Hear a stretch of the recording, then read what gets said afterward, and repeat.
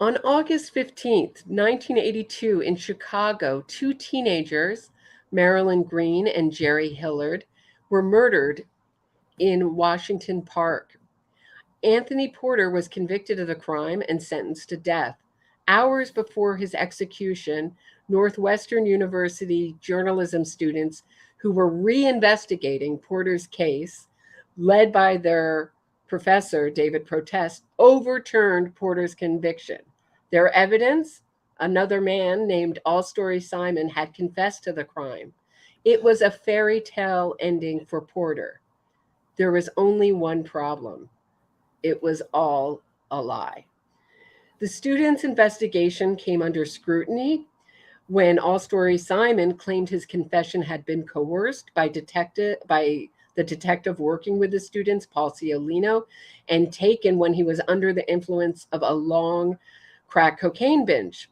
Other witnesses claimed they had fingered All Story Simon only after they had been offered favors, as well as book deal money, maybe some movie money by David Protest. This saga has now been rewritten by the Murder with My Husband true crime podcast. And joining me to discuss is returning guest, probably the most returning guest, William Ramsey of the William Ramsey Investigates podcast. Welcome, William Ramsey. Roberta, great to be with you again. Thanks for the invite. So, first off, what did you think after you watched Murder with My Husband, their take on this Anthony Porter? It's really about Anthony Porter, not so much about All Story Simon, but about his whole conviction reversal. Very interesting. I think that they, pretty curious stuff. I mean, what's your take on it? I definitely watched that whole the documentary again, but I couldn't get through the whole thing of these two. What's your take on it? You couldn't get how far did you get? Half. How far did you get? 5 minutes? Yeah, no, but I watched the other documentary in the entirety. Yeah. So what's your take on it? That's partially why I felt really guilty, because I hate calling anyone dumb, but this is the dumbest take of all time. So most people don't read in this day and age, and Martin Pribe has written a great book called Crooked City about it that I recommend to everybody. He also has a new podcast. It's in the description of this show, and also I've done some great shows about this case with him. There's also a playlist, so if anybody wants to go, definitely subscribe to his podcast and read his book. But if you're not going to read a book, there is an entire documentary that shows you exactly the way this fraud went down.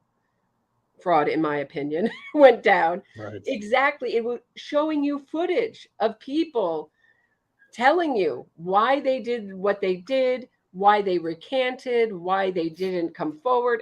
I mean, like in detail, how this fraud went down for free on YouTube. Why? With all the actors too, right? With all the people involved are in it. House story, right? And so it's not just laziness. It really looked like she was determined. She put her down. So when I say she, it is a wife-husband duo from Utah. I've heard that they got married in a Mormon ceremony. And the wife, Peyton, is really enthusiastic. She's the one holding the notebook, really narrating the whole thing. And her husband, Garrett, is sitting there with his baseball cap pulled down below his eyes. He looks like he's the reaction guy. I guess he's the color commentary. Right. And I was interested in finding out something else about them. And Peyton describes herself that she's always been a true crime fan because she grew up watching Law and Order and CSI. Well, neither of those shows are true crime shows. I know that the subject is true crime, but they're fictional shows. So I thought to myself, this is already a woman who has trouble differentiating between what's fact and fiction. Not the kind of eye you want for true crime, but okay. I can say They're this very, is also very true. well, Roch, they have like what, 250,000 subscribers on YouTube.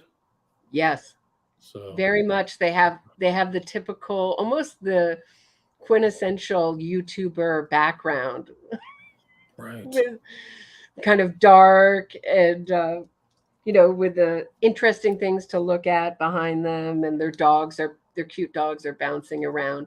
Right. But why do this case and why now? And it's an interesting timing because Paul Cialino, who's the detective who All Story Simon accused of coercing his confession, his lawsuit is now in discovery. So he's suing Paul Cialino, this detective, is suing a whole host of people, including All Story Simon, basically anyone who tells this side of the story, the murder in the park, the Crooked City version of this story. They're getting sued by millions, with a very famous lawyer, Jennifer Bonjean, who overturned Bill Cosby's conviction. She's representing R. Kelly, and she has a whole background in the wrongful conviction exoneration industry. Right. And podcast is, I think, is in the top 1,000 podcasts in the world. So they're super well listened to. So it's kind of like another Tim Pool, Joe Rogan, Amanda Knox situation. And it makes a great title. So I think, what is it, 50 hours, guy is exonerated. And first of all, when your conviction is overturned, I don't know if that's an exoneration. And when Porter went to the courts looking for money, which is always the second step of innocence fraud, they were like, you're not getting a cent, not a penny for you. You're lucky and he just died 2 years ago. The rumor was he was gone back to his life as a pimp. He OD'd. Wow. He died of an OD. So I wonder how. Yeah, and he was like a known thug on the streets of Chicago, like in that area where the murders happened. Everybody just knew his name and that he was a tough guy. So legendary, known for his violence and his real psychopathic behavior. So where should we? So she says also, she puts her sources, and her sources are almost entirely the left-wing Chicago media, like the Chicago Tribune, like all the people who love to write about these uncritically about these wrongful conviction stories. Not so much the transcripts. She does reference one appeal, but she doesn't bring up the most damning part of that appeal, which is that Anthony Porter already had a conviction for robbing a guy in the park in 4 years before this. So he had a pattern of practice of doing this, right? Yeah. I mean, the thing that they conveniently go over, which you probably didn't mention, is that there were 6 witnesses that witnessed him in that area where the shooting happened. Very brutal shooting. Guy was shot twice in the head. I think it was Jerry Hillard was shot in the head, and then Marilyn got a shot in like her trachea, like really rough. And so very, very brutal stuff. And the witnesses were there, but they're also like, this story is really kind of like the microcosm of the innocence fraud industrial complex, because you just saw these guys get involved, protest and things like that, who under their depositions, they conveniently left out the witnesses, the key component. So you see that same thing happen in so many of these cases, whether it's Adnan Syed, West Memphis 3.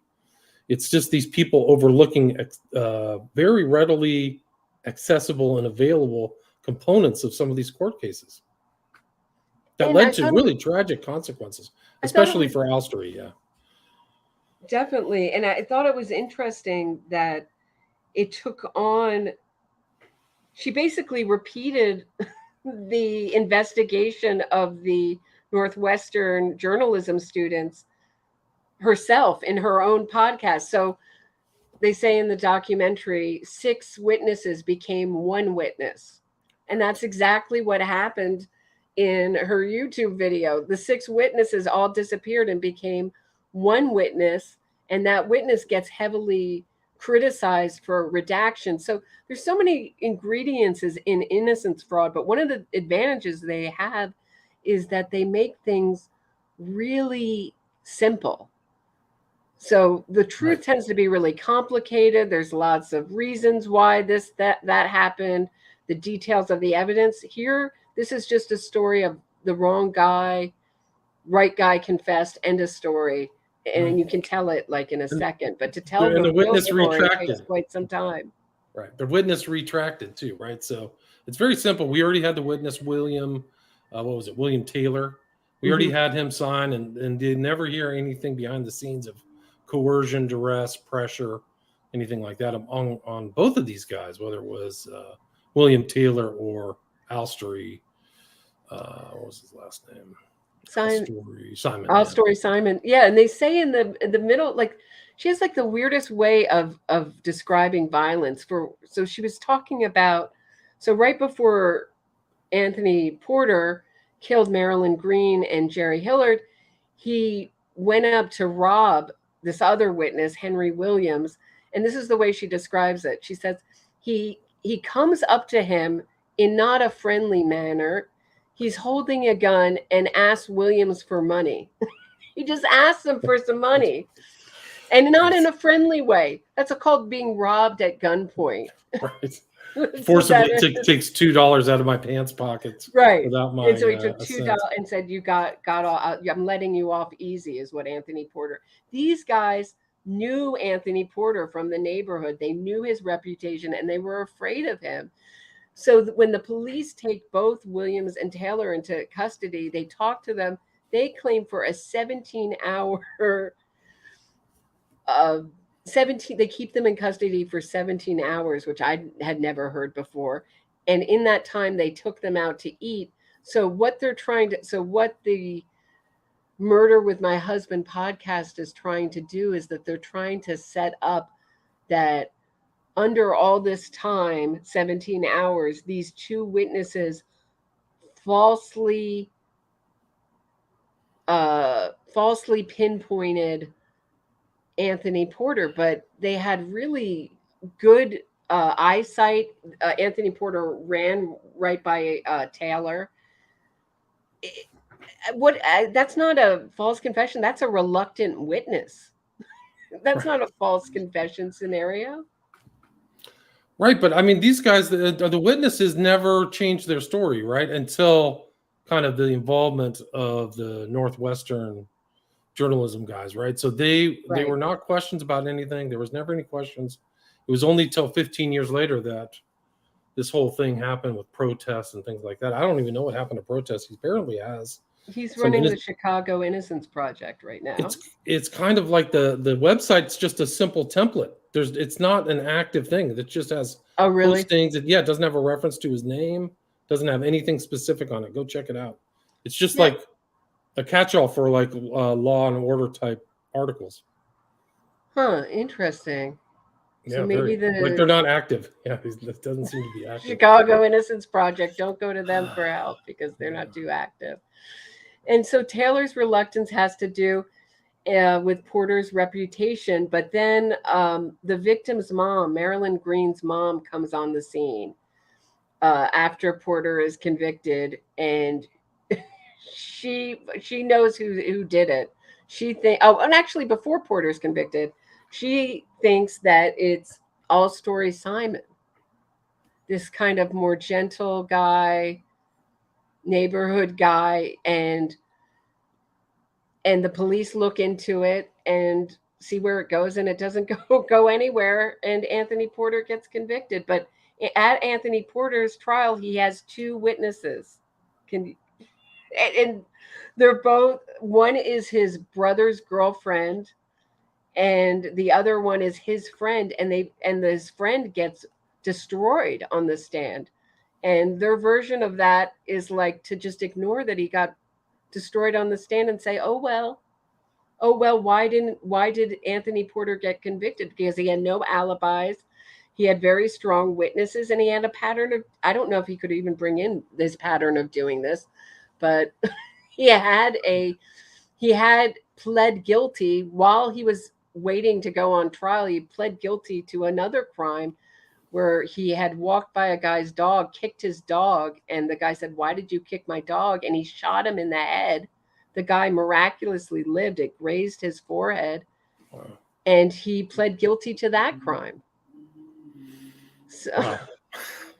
I mean, it's just incredible. They bring that up and they're like, oh, yeah, they just call that aggravated. They don't go into any of the details, which is another thing with innocence fraud. They just call it aggravated battery. Right. He pled guilty. And I mean, this case itself was not just a case. It didn't happen in a vacuum. It happened to be very crucial in turning the governor to overturning all of the death penalty cases in Illinois because of the so-called fraud involved in this. The real fraud is the opposite. And it's very important as this plays out in all this innocent fraud is that the cops always get besmirched. They get belittled. It's the same thing happened in West Memphis 3. We even saw it just in this last interview we did about Tim Pool and Eccles, where it's always these, police guys. I think one of the police guys actually did it, right? So the same thing happened with these guys. Their careers were put in question, and they suffered negative professional results or happenings because of what happened in this case. So with the involvement of all this innocence fraud. So I think it's an important point that this case changed a lot of things in Illinois. Right. And once you have a death penalty case, there's so many organizations who are willing to help out. The money is enormous and the power is enormous, and they will go to great lengths to, overturn your conviction, try to look at what happened with Julius Jones. I mean, the Innocence Project in that case tested his DNA, tested the DNA. They said, oh, we're going to test the bandana and that will show the real killer. And it comes back with their client, Julius Jones's DNA. They don't walk away. They just keep pushing innocence. Right. And still his conviction gets downgraded to life without parole from so it worked. It worked in those cases, and I suppose it worked in this case, right? Mm-hmm. Like there was tons of money involved that the public never saw. There were talks about book deals and $250,000 to you, and all this kind of back thing, like, oh, we're going to get a great book deal. And protest was involved in that based upon his stuff. And there was definitely a publicity component to this, because protest, you could see him in this documentary where he's like, oh yeah. What did he say? He says, like, there's indisputable evidence of innocence, right? Mm-hmm. He says, there's no evidence against Anthony Porter. That's not true. It was a false public statement. He said that. And eventually he got in trouble. I think he said that they eventually, he got busted for altering records and misrepresenting another case. Right. Right. So this was his thing is high, he knew how to work these cases. And this wasn't the case that Northwestern, what they looked at all his cases and said they had real concerns about him. And that's my understanding of how they parted ways. So he was suspended and then he retired, right? Right. That to me is very telling. I'm not going to say why those kind of things happen, but sometimes I wouldn't say in this case, I don't know, but oftentimes it's like, well, we can go this route or you can retire. I'm not saying that happened to him specifically, but also Porter Taylor basically comes out and says he testifies against Porter, and he explains his reluctance to tell the cops that was Anthony Porter he saw in the park that night, because Anthony Porter had robbed elderly people. He had seen him rob elderly people. He lived with his grandmother. He was worried for his grandmother's well-being, and so they treat that like that's a suspicious recantation, but that's really a reluctance to tell the truth with a really good reason behind it that makes sense. These recantations that come later don't seem to make any sense, come out of the blue and don't seem to make any sense, but you can see the influence of the Innocence Project. These YouTubers are talking about that the state at the trial, the state offered no forensic evidence. This is 1980, 83, maybe 83, 84. Yeah. My Right. understanding is 83. DNA testing wasn't a thing. No, No, not until the 90s. Yeah, mid that's 90s. what I thought. Right. So they say no blood, no blood or footprints. Um, how could you prove that Anthony Porter did this crime using blood and his footprints of his shoes? How would you know in the dark at 11 o'clock at night? How would you be able to identify what shoes he was wearing? And how are you I don't know. how are you going to be dusting for prints in a public park? And how is the blood trail going to tell anything when the victim went to the police with her throat shot and said, I was, it was him, like pointed to the part. Good point. I mean, I don't know. I mean, I think 6 witnesses who all said they saw the guy there is pretty gosh darn good. And certainly the jury did, right? So it was unanimous in the conviction. So this is like another example. It's not just the innocence fraud, in my opinion, that took place in this case.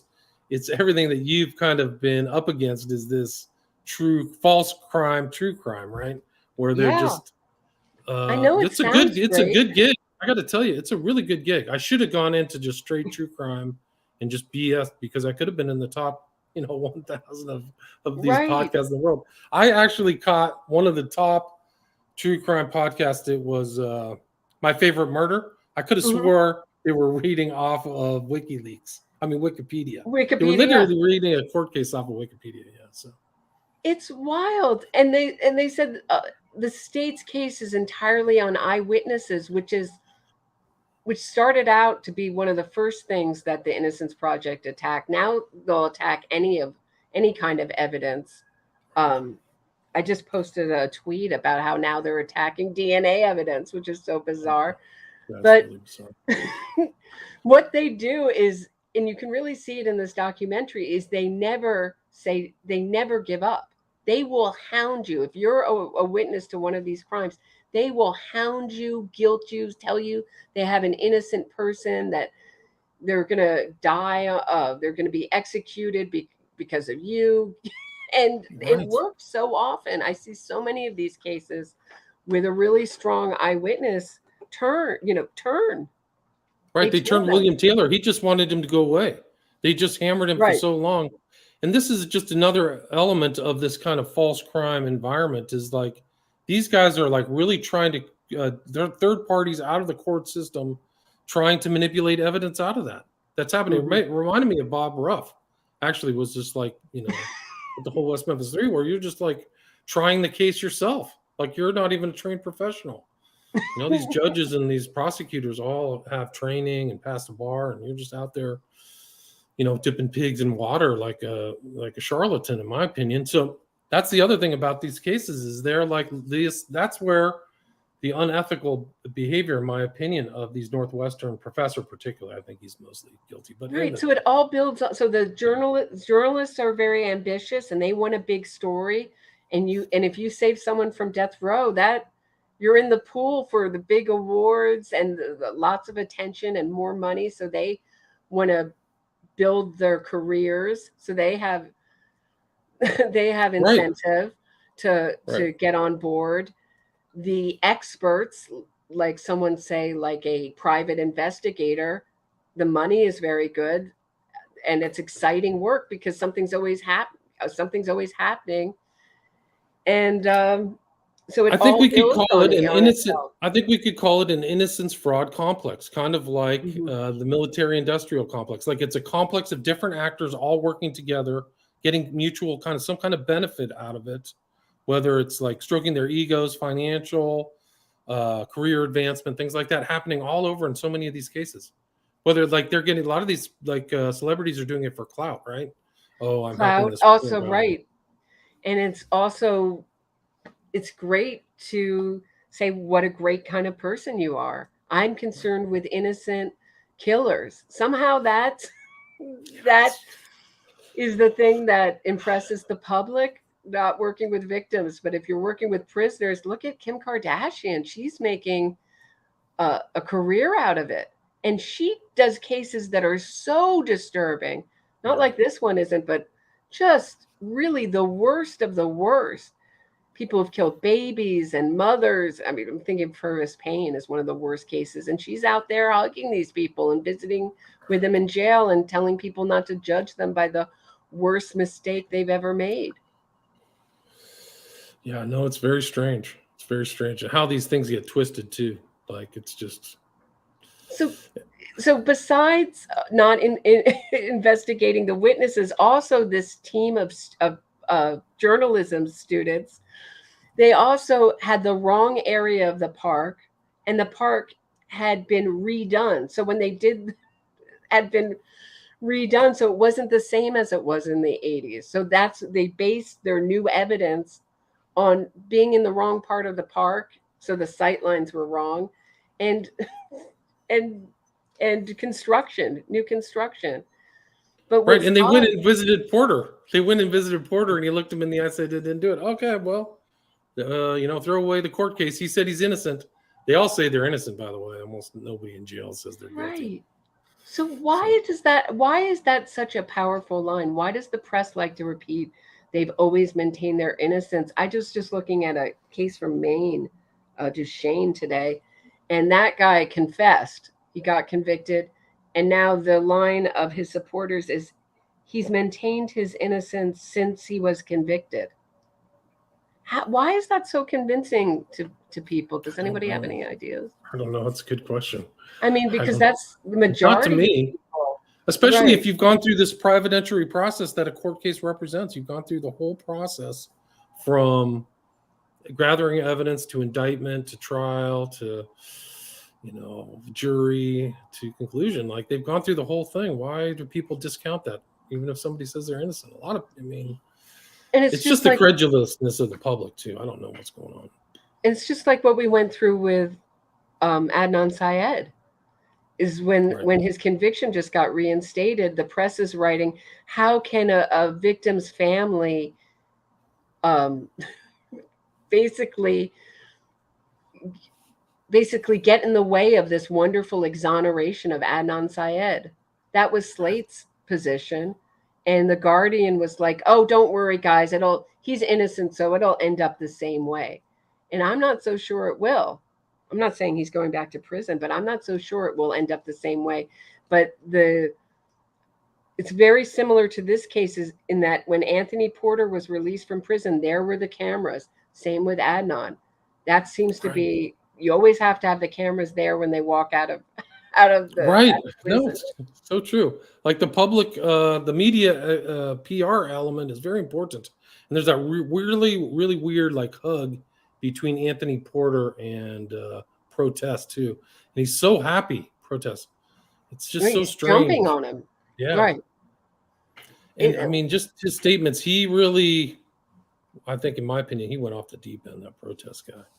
For whatever reason. I think that didn't they say that he was really an anti-death penalty advocate? Like, that was his whole view. So he really, it was outside whether, he wasn't as interested as whether Anthony Porter was innocent or not. He just wanted to make sure he didn't get the death penalty. So that may have been his the crux. And you see that with the Sister Helen Pragin, the nun. I wonder if this anti-death penalty movement thinks that because a life is at stake, and they like to really play that up and say the state is about to kill them, that people who believe that the sentence should be carried out, death penalty sentence, are bloodthirsty. They like to talk about the bloodthirsty mob and all that stuff. But I think that they think, this is my thinking on it, why Sister Helen Pragin promotes so many untruths is that they think that a life's at stake. So that frees you up to do anything. You're saving lives. Right. They're saving a life. It's kind of, their arguments to me don't make sense. I'm not really, I don't think it's really a pro or anti-death penalty, but to have a jurors, 12 people say you get the death penalty is not a mob. And they're usually sequestered in a kind of room to think about it. Like, is this what fits the crime? He cold-bloodedly, Porter, in my opinion, went up cold-bloodedly and killed 2 people for nothing.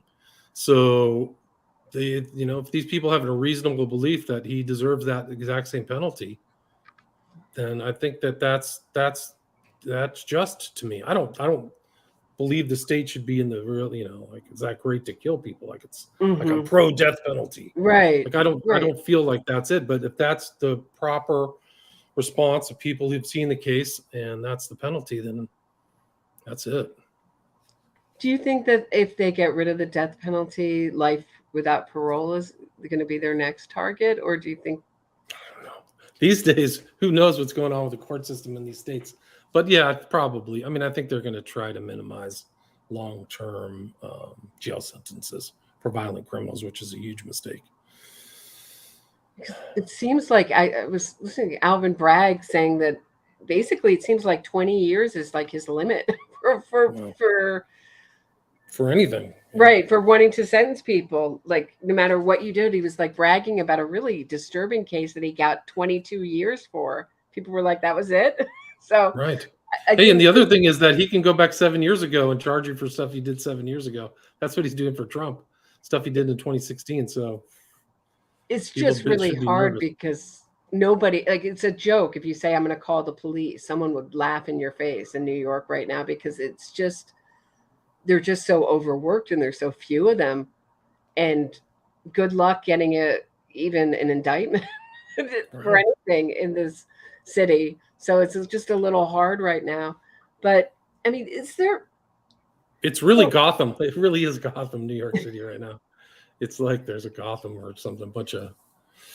So the one thing is Inez Fox, who was All Story Simon's ex-wife. She does a taped confession and immediately protests, sends that confession not to the DA, not to someone who can consider Porter's conviction. The first place he sends it is, I believe, CBS News. So it's like right away he knows that the most powerful thing he can do is send it to the media, and that the public will be outraged, and that will put enough pressure on the court.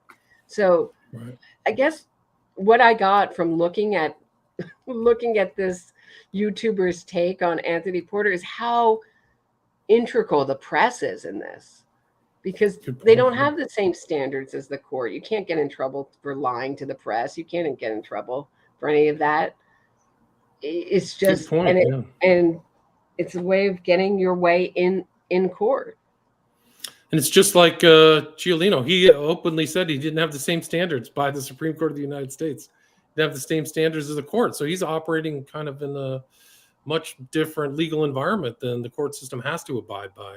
And I also saw parallels between this case and the West Memphis 3, kind of like the bitter ex-wife framing the husband, like Hobbs and Terry Hobbs. Right. So I also saw the kind of disparity of sophistication in this case, much like the West Memphis 3, where the parents may not have, or the general environment where the crime took place, the people may not have been making the best decisions or getting, crisis managers or something like that. And I kind of saw the same thing with All Story Simon and stuff like that. And William Taylor. Like, if somebody came up and did that to me, I would call a lawyer right away. I would call the cops. I would get out and start recording. They came in saying they were the cops. They eventually, to All Story Simon, he'd been smoking crack. They said we're cops from Chicago investigating a case. And that was something that the documentary alleges. At one time, they say David Protest said that Ciolini, he introduced Ciolino as Jerry Bruckheimer. He was out to get a movie deal for movie money. So, but it's an extraordinarily brazen statement, and that it went over on them is also very telling. Like, I would go, that's not Jerry Bruckheimer. Like, I know what he looks like. Right. But yeah, I mean, also like the media, the importance of the media sophistication, I think was protest too. Like, so they're going to the media, but also getting these confessions on tape. So you see this kind of disparity in skills between protest and Ciolino, and this kind of hapless guy, Al Story, who they ruined his life. It's a tragedy. He didn't deserve it. For sure. And then they said, don't worry, we'll get you a lawyer. And it was very interesting. His religious figure, I can't remember if it was Oh, it Minister or was priest, he was his friend. Braun, Braun, yeah. He Pastor. said, get rid of that lawyer. He's not helping you at all. So they got him a lawyer that Yeah, Jack Simon was Rimland. alleging working against his best interest. Yeah. Basically, and they said, make sure you apologize. Everything was how it looked. So if All Story Simon gives an interview and he apologizes for killing Marilyn Green and Jerry Hillard to the journalist, it looks way better. It really cements it. So all the time they say they're working for your best interest, All Story, but really they're working for Porter's best interest and to cement this myth. Right. And you know, you wonder if this YouTube video is part of cementing the myth.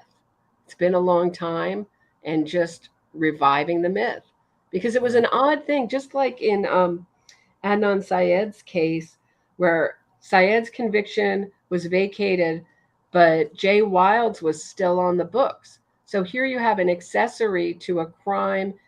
He's an to a man who's now not involved in the crime. How does that work? It was just stuck there. And same thing with All Story Simon and Anthony Porter. They both got out. They were both on the exonerations list. So the Innocence Project was celebrating this great success with both of them. But it can't be both of them. They both couldn't have committed the crime. Right. Right. No, and it's a good thing. It's a court of public opinion, right? So these cases are being retried in the court of public opinion, which does not even have, you know, it's like a 1,000 times more reach than your average court, or nobody reads the court documents. But they'll watch this show. It's in the top 1,000 of podcasts in the world. So you can tell what she puts in. So she puts in when Inez points the finger at Simon, but when on her deathbed, she got very concerned about her soul, and she got the cameras there and said, I'm recanting. And here I was very mad with All Story. I thought I could help my nephew who was in prison with Porter.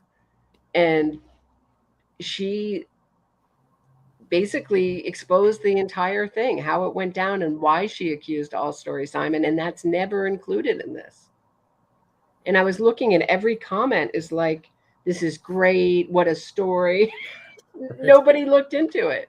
Nobody checked it out. It's amazing. These guys get away with, like, I mean, I don't know what I'd murder or something. They get away with a lot. Some of these like true crime people are not. It's not true. I mean, they just should look into these. Some of the stuff is readily available. It's amazing. It's the same thing with Tim Pool. Mm-hmm. Same thing with Joe Rogan. Those guys should know better, honestly, for how much information's out there. Absolutely. It's just interesting to me that people who actually talk about innocence fraud can accept a case of innocence fraud very easily without looking into it. That blows my mind when that happens. But it's that how good the evidence seems to be in these kind of YouTube videos and these kind of people like Bob Ruff and Murder with My Husband, how strong the evidence has to do with whose evidence it is. So if it's the defense's evidence, so they're skeptical about All Story Simon, that being a false confession, even though Porter sued and got not a dime for all his torture in prison. Right. But Simon's confession, they're not sure about that was a false confession because it's from the other side. It's not Porter. But eyewitnesses implicating Porter, they're hugely suspicious, and the police should be looked at with suspicion. Right. And the two eyewitnesses who said that they were two witnesses who said, I was with Porter that night, they're hugely important, even though they were destroyed on the stand. So that how good the evidence is just depends on whose evidence it is. Right. No, it is incredible. And the whole, a Taylor story. It was kind of Anthony Porter. Sorry, it was he like never made any complaints about being tortured, but once he got out of jail, it was like, oh, I got railroaded, tortured, suffocated, bag over the head, all that stuff. You know, he was just like. I never heard that. Right, and that comes out with. I was like, there's a great interview with a guy named Ricky Shaw, and I put it in the video description, where he's in prison giving the interview in Chicago, and he's saying, look, it is known that you can make certain claims about the police, especially this Officer Burge, and get payouts. It is known. So once somebody gets a little bit of money from a payout, then everybody, who was arrested in that area will once a piece of the pie. It's a really interesting interview. I encourage you to watch it. But it's just like, how many of these frauds before someone is going to talk about this? It's not just it's usually on the left tends to be more accepting of the Innocence Project and the movement at all, but certainly enough Republicans have gotten in on it too. Fox News, Newsmax, nobody will talk about this story, and it's huge. It's a huge story. It's an example. It's a microcosm of the whole innocence fraud movement. It really is. And I think that what was it? Taylor didn't get the money. Porter didn't get the money, but Simon had a settlement in 2018, undisclosed sum. So he actually won. I bet he got some money. Good for him. Yeah, I'm glad he did, because it's horrific. I mean, this is a horrific injustice that people like the Innocence Project should be screaming about, but because it's their own people, they're not going to say anything. And if anything, they're going to rewrite it and claim it as a big triumph. But it should have shut the Innocence Project down. And another kind of interesting aspect of this story is the kids being what I would call groomed in these classes. Like, I meet law students in court, and every single one of the law students I've met in court, and this is not a scientific study, but every single one of them wants to become a defense attorney. I have not met one person who wants to become a prosecutor. Interesting. So this is where they get a love for it. One of the women who was on this team as a student is now running the Mid-Atlantic Innocence Project, which you would think if you were involved in something like this, you would never want to have anything to do with the wrongful conviction movement again, or I wouldn't. But there she is running the whole show, right? Having been one of these students who freed Anthony Porter, who died, of a heroin overdose, allegedly, a pimp. It's not, they always say that they're going to do great things if they were on the outside, and then they get on the outside and look at Damien Eccles. Right. What's he done? Bunch of Magic, occult books. Yeah. Right. One of the crazy things is Ciolino's also involved with the Amanda Knox case. A lot of people, I didn't know that until I was reading through this stuff. He was a big figure in the Amanda Knox case, and he would give a lot of interviews for her and say it was the worst conviction investigation he'd ever seen, those kind of things. These experts have a lot of weight. We've talked about Cyril Wecht, and I'm thinking of the other one who's the turtle expert. Help me. In the West Memphis 3 case. Spitz. Thanks. Werner Spitz. His theory about the turtles is crazy, but I think I got a comment like, how could you go against the great Werner Spitz? Just you. How could you ever question, like, total appeal to authority? So right, he was a defense expert, though. I mean, he had a good one. I mean, yeah, nobody ever heard of turtle predation until he came up with it. So no, and they repeat it like, oh yeah, it's turtle predation. Yeah. I was like, did you turtle think about how that might work? Came out of the water and then bit off Branch's penis and then jumped back in, and then he bled out. Like, that's what you'd have to literally believe. There's another case that's it's a North Carolina case from Tim Hennis, who was in the I believe the Army, and he adopted a dog from Kathy Eastburn was her name, and she was murdered, and two of her kids, and it was a horrific thing, raped and murdered her kids, and the killer just left this tiny baby, barely survived alone for days, very dehydrated, and he got tried and convicted. Then somehow his conviction got overturned. He got tried again, and he was acquitted. Then DNA comes on the scene. They test the DNA inside Catherine Eastburn, and it turns out to be, lo and behold, it's Tim. It's a match to Tim Hennis. And in the meantime, there's been a TV movie with Ricky Schroeder called Innocent Victims. It's still on YouTube if you want to watch it.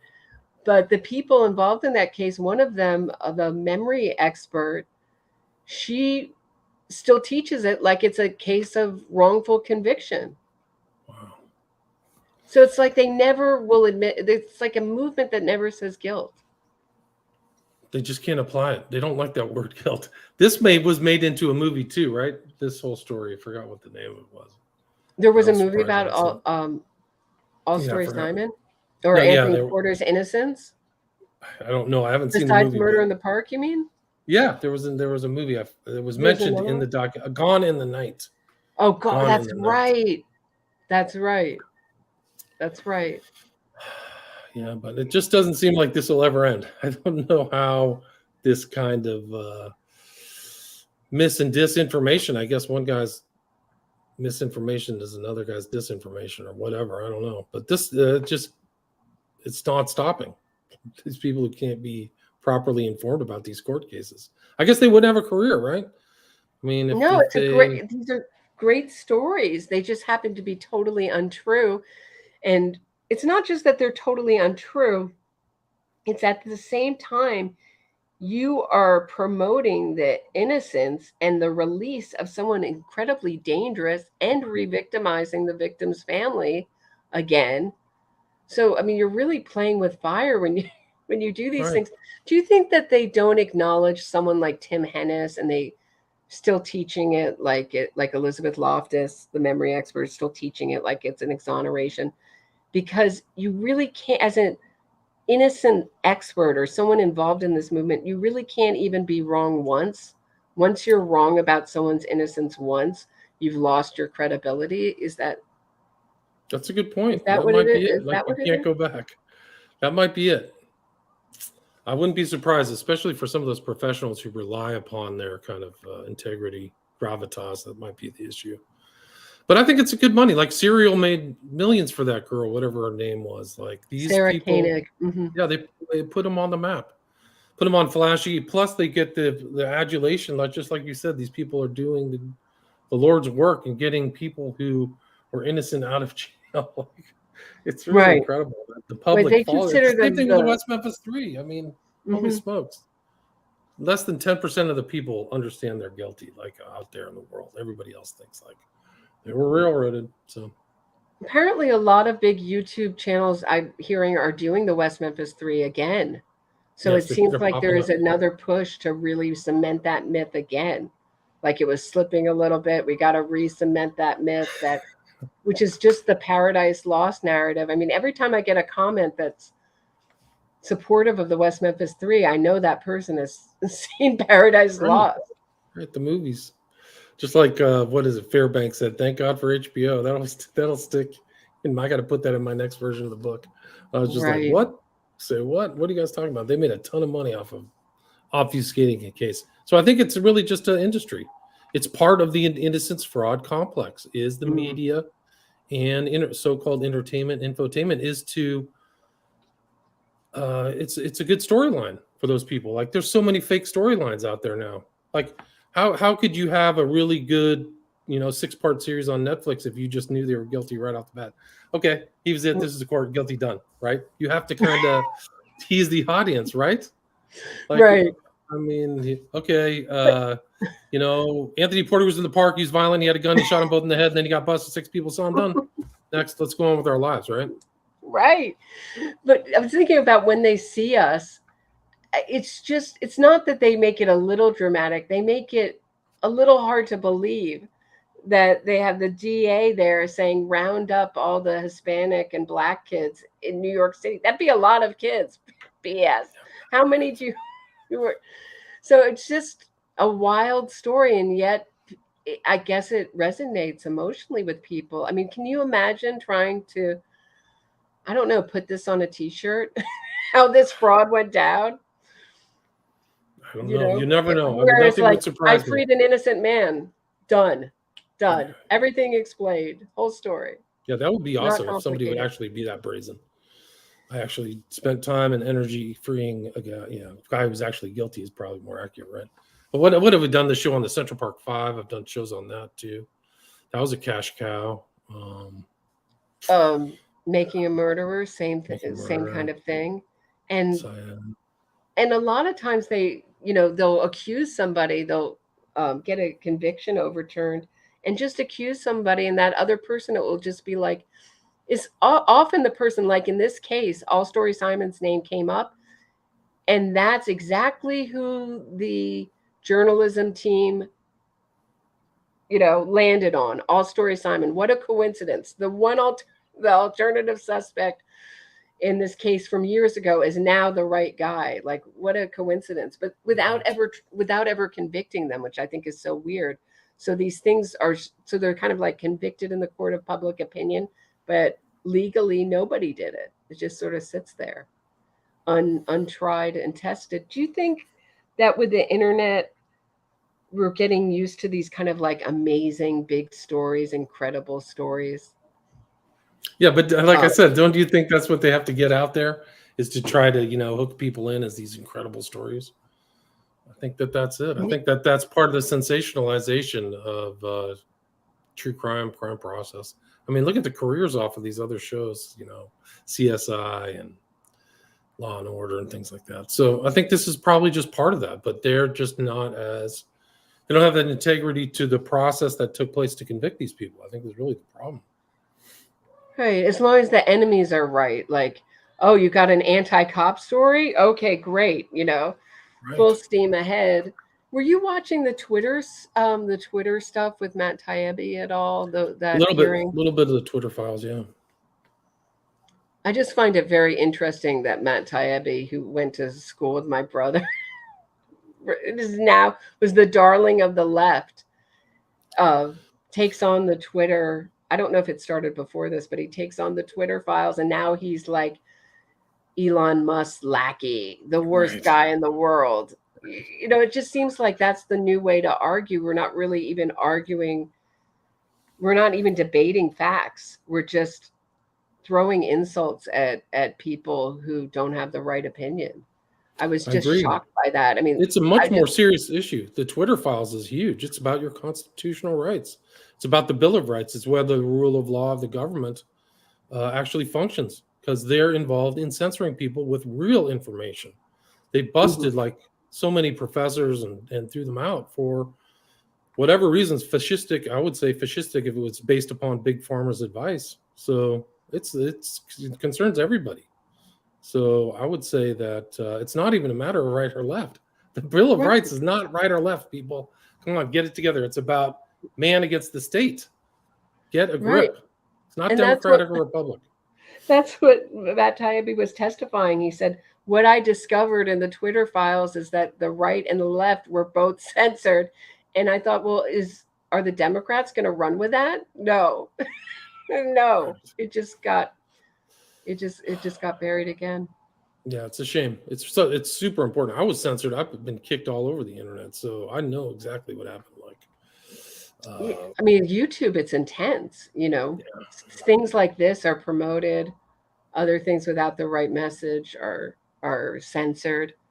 I think almost all of my Madeline McCann are either partially demonetized or fully.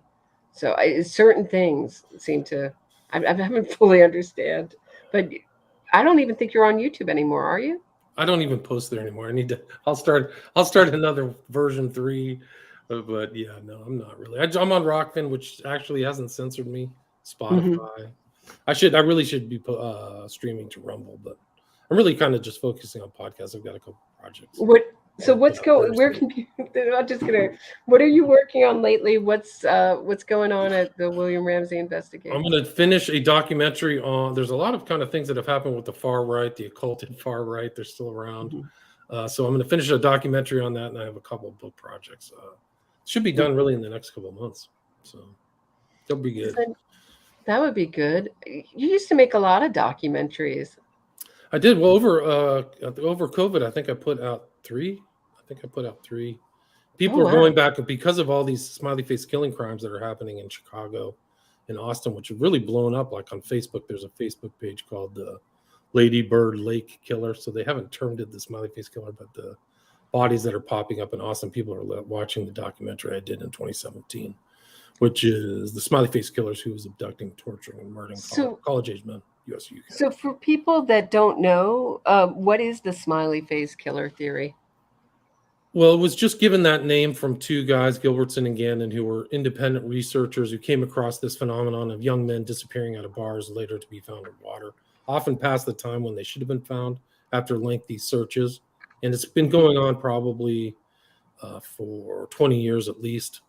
And so it got the name Smiley Face Killers because they had some correlation between finding a spray painted smiley face near where they think the body was put in water, not where the body was found. So that's how it got its name. It's really just the phenomenon of young men disappearing and later being found in water. And this has been happening in Chicago now over the last 6 months. I think there's like 10 bodies. So they're calling it a Chicago serial killer. And the same thing's happening in Austin right now. So there's been like 5 or 6 deaths in a back to back to back, all found in Lady Bird Lake. And so it's kind of resurged. A bunch of newer researchers, people I've never heard their names before. Like I was in that community for a while, but now there's like new people kind of interested. So they're going back and looking at my stuff. And so be careful out there. Be careful. Has anything really meaty come up? Meaty evidence that points to anybody? Well, I don't, nothing to my knowledge. I have to get in. I got to get back into their Facebook page and look through it. But there was an abduction. They haven't found his body yet. It was a kid by the name of Seamus Gray in North Chicago, Waukegan, I think it was. So he'll probably be found in the next week or 2 in the water. But it's all the same MO. It's the same thing. Young guy leaves, acts strange, like they got drugged, wanders off, can't find his body. Most of the bodies, even in cold weather, they should be found within a week or 2. But I think Seamus Gray disappeared on St. Patrick's Day, so that was the 13th of February or 16th. What was it? No, 14th, sorry. So, yeah, so things are happening. There's still, this phenomenon is still happening. Did you hear about the New York case of 3 men who were going to gay bars and drugging men and robbing them, No, I did not know. killing them? Yeah, it was really scary. I wouldn't be surprised if there's some people who've been caught for crimes were not caught for other crimes. Like not all of their crimes were caught. So that may be, these guys may be involved in other stuff than that. I didn't know. When were they arrested? How soon? Just like a couple weeks, like had to be a week or 2 ago. Yeah, send me that link. I didn't miss that. Yeah. Does anybody have any questions for William or myself before we go about this crazy? So I mean, it's just like this never intense. ending. Like one time, her husband says, he says something like, "It's hard that the key eyewitness hasn't retracted his statement. You know, he's still like he did it," meaning the key witness in the Anthony Porter case is still saying Anthony Porter did it. Innocent, and it's, you know, it's too bad an innocent person has to go to jail for X amount of time if he hasn't done anything. What you mean by hasn't done anything, which is meaning hasn't killed 2 people. Right. That's what you mean. And that's the kind of vague language you often see in the innocence movement. The worst mistake he ever made. Well, that mistake killed a baby. Right. Like there's dead people. Right. Yeah. Right. It's just, it's always a minimization of the crime, a minimization of responsibility. And it's, you know, her husband has heard the story for about 15 minutes and already he's decided that Anthony Porter is innocent. So how did that happen? Right. I wonder if it's just sort of these investigating innocence. You know, they're not investigating the case; they're investigating innocence. Well said. That's very true. Like this is very strange. We had that same thing when we were talking about Poole and Eccles. Like, why doesn't he look into the case? Why doesn't he just take a deep breath and say, "I'm going to look at this objectively"? What were these people saying? Like they don't even do that. So it's some kind of like veil or shield in their critical thinking that they don't take that next step. Maybe that's kind of like what it happens when you get, I don't know, you get too much ideology, too much propaganda. It You was stop so thinking. crazy with the West Memphis Three. It's like they let years go by hanging out with Johnny Depp, doing nothing. And now it's urgently important, Right. now that they're off parole, for this DNA to be retested when they still have the DNA results from 2011 that are just sitting there that they've never released. It just seems so much like a PR move to make it look like they're desperately trying to solve the crime and clear their name without doing anything. It's Right, without just doing it. another Right. sleight of hand. Without doing it. Yeah. Yeah, I like the little involvement. Oh, maybe it's the police this time. That was the first. So there were a lot of pretty interesting statements. People should go back and listen to our conversation about Eccles and Poole, because he exposed a lot of stuff about himself that I think that his PR people would probably not be happy about. Yeah, he said he only does interviews with people who are sympathetic. So that Right, and that they were savages back then, that he hated the world. You hate everything. I hate. Said that over and over again. I love Crowley. I mean, just like really real whoppers. And then the blasphemy at the end. You can be Jesus. There it is, man. All there. I posted up one West Memphis Three observer said he thought that on The View, which is you always say that was the most skeptical interview the West Memphis Three ever did on The View. Joy Behar is sitting there with her, this guy pointed out that Joy Behar is sitting there with her arms crossed and looking very tense, sitting next to Damien Eccles. Have you seen any interview where Damien Eccles gets asked a critical question or gets any kind of pushback, or any of the three? Have you seen I've seen a lot. like Unfortunately, I've seen a lot here and in Europe of him being interviewed, and they're all softballs. There's never really any critical question except that View. It was the black lady on there asked him, who did it? Or something like that. I think she said, and I think Judge Perino or whatever, I think she should have known better. Like, let me really go look into this. Even a cursory, West Memphis 3 for Dummies overlook would have helped her, but she didn't seem to have that. So no, the answer is no. And it's been like 10 years for me of following the West Memphis 3. It's been a long time, like decade long, overview. But yeah, they select their outlets very carefully. Because I remember when Jason Baldwin went live, and there's a bunch of us in the comment section, and boy, were we ignored. Our questions weren't answered that night.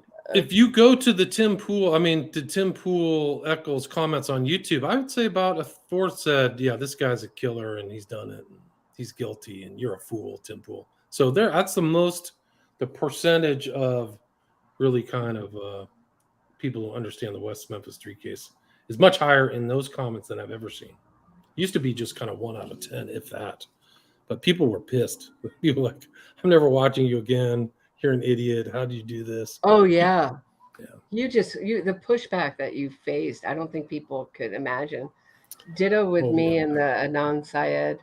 Oh yeah, you've got it bad. Killer in the beginning. I was really out there. There's just a few of us in the beginning, and they were vicious. Really not vicious. So much now. If you wait it out long enough, it all comes back full circle. That's right. So I think the tide is still turning. It's still going this way. More and more people are like, well, they look at this. Oh man, we got fooled. I think with the West Memphis 3 definitely. But as far as innocence fraud, I think it's going a one-way direction to enormous. And I'm getting to be a smaller and smaller, and the movement is getting bigger and bigger, like this giant monster. So it's the innocence fraud complex, man. It's like an industrial complex. It's not a joke. You can just make millions on these cases. I don't think the killers make so much as the lawyers, but just they're making a killing, literally. So they're literally making a killing. What was the payout on the Central Park 5? It was like 45 million, 65. It was. I know they wanted. Didn't they want 80 million or something crazy, and they got 20 or 40? Yeah, the lawyers probably take 50% right off the top. Mm-hmm. I think New York has some kind of funny thing where it comes right out of the tax dollars too. The guy was telling me about that. Oh, that delights me. Yeah, knowing that my tax dollars are going to guilty. So there goes 40 million. There goes 20 school buses. They don't get those. Oh, Something so like that. Yeah, it's a shame. I think we've done it. So where can people find you? William Ramsey Investigates on iTunes, Spotify. Website is William Ramsey Investigates. And then all my documentaries, if you want to see the ones about the smiley face killers, the 2, you can go to Vimeo. Just type it in there, William Ramsey. You should be able to see it. So one more thing. What advice would you have for these YouTubers? The mur- murder with my husband. Yeah, don't read off the internet. Go get a book or actually get the actual real court case and read it. I don't know what her notes were or whatever it was on the iPad. Do you know what she was referencing? I do. She said that, like, Chicago Tribune. I mean, she had a bunch of her sources, and they were. I think Wikipedia might have been one of them, but don't quote me on that. But they were like that, like Chicago Tribune, the appeal, but the damning parts of the appeal were left out. But a lot of these court cases are available online. You should be right. able to do it ProPublica or whatever. I can't remember the court reader or whatever it is. And All Story Simons too. His the appeals, all that stuff right is available. still on So there. Go to those are court. they all too. usually start off with the fact pattern, right? So the court has assessed the facts and that's it. So check those out. Really important. I agree. All right, guys. Have a great weekend. Please leave me a 5-star review on iTunes. Subscribe to this podcast. Like this video. Thank you so much. And subscribe to check out the links in the description. Subscribe to Martin Pribe's new podcast. It's going to have it's already having a lot of good information. All right. Have a good one, guys.